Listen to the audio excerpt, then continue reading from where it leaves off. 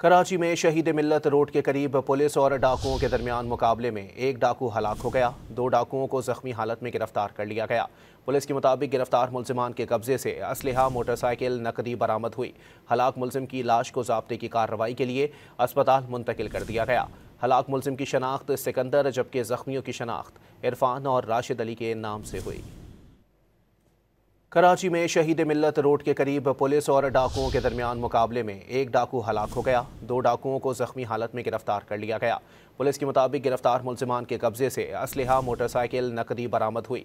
हलाक मुलजिम की लाश को ज़ाब्ते की कार्रवाई के लिए अस्पताल मुंतकिल कर दिया गया। हलाक मुलजिम की शनाख्त सिकंदर जबकि जख्मियों की शनाख्त इरफान और राशिद अली के नाम से हुई।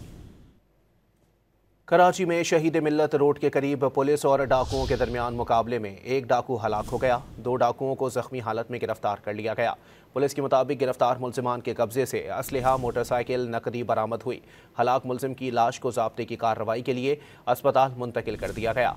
हलाक मुलजिम की शनाख्त सिकंदर जबकि जख्मियों की शनाख्त इरफान और राशिद अली के नाम से हुई।